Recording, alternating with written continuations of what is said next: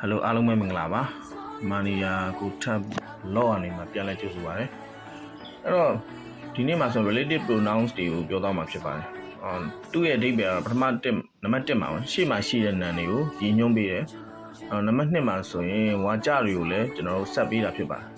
အဲ့တော့ဥမာအဖြစ်ကြည့်မယ်ဆိုရင်နံပါတ်1မှာဆိုရင် where is the boy ကောင်းလေးပြန်ပါလဲဒီမှာ he play football သူဘောလုံးကစားခဲ့ဒီနှစ်ကြောင်းကိုဆက်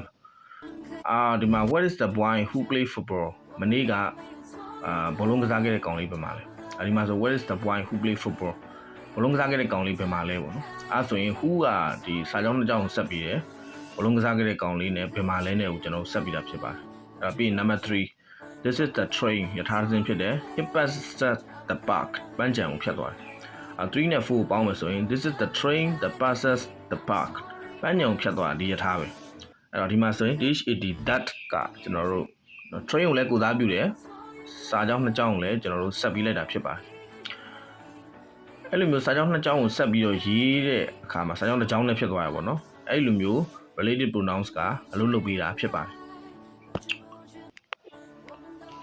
အဲ့တော့ဒီမှာဆိုရင် example 5 the lady is crying မျိုးသမီးငိုနေတယ် number 6နောက်တစ်ကြောင်းက her wallet has been lost သူမပတ်စံရေးပျောက်သွားပြီ5နဲ့6ကိုဆက်မယ်ဆိုရင်the lady whose wallet has been lost is crying နော်ပတ်စံရေးပျောက်သွားတယ်မျိုးသမီးငိုနေတယ်လို့စာကြောင်းအဓိပ္ပာယ်ဒီမှာဆိုရင် WHOS whose ဒီ the lady ကိုညွှန်းပါတယ်နော် the to eat ဆိုတဲ့ပေါ့နော် the lady ရဲ့ဒီမျိုးသမီးရဲ့ပတ်စံအိတ်လို့ပြောတာဖြစ်ပါတယ်number 7မှာဆိုရင် I watched the movie ကျွန်တော်ရုပ်ရှင်ကြည့်ခဲ့တယ် it was very vicious ဒီကအရန်ကြောက်ဖို့ကောင်းတယ်နံပါတ်9နဲ့10နဲ့ကိုကျွန်တော်ပေါင်းမယ်ဆို I watched the movie which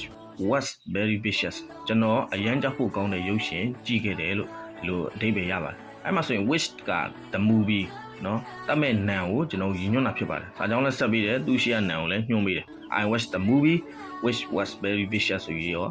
ကျွန်တော်တို့ဒါကြောင့်နှစ်ကြောင်းဆက်လိုက်တာဖြစ်ပါတယ်အဲ့တော့အောက်မှာ all everything superlative degree adjective nobody nothing everyone နောက်မှာဆိုရင်တော့ကျွန်တော်တို့ကတက်ကိုပဲသုံးတာဖြစ်ပါတယ်အဲ့တော့ superlative degree adjective ကတော့ adjective အခန်းရောက်ရင်ကျွန်တော်ပြောပြပေးတော့မှာဖြစ်ပါတယ်အားလုံးပဲကျေးဇူးတင်ပါတယ်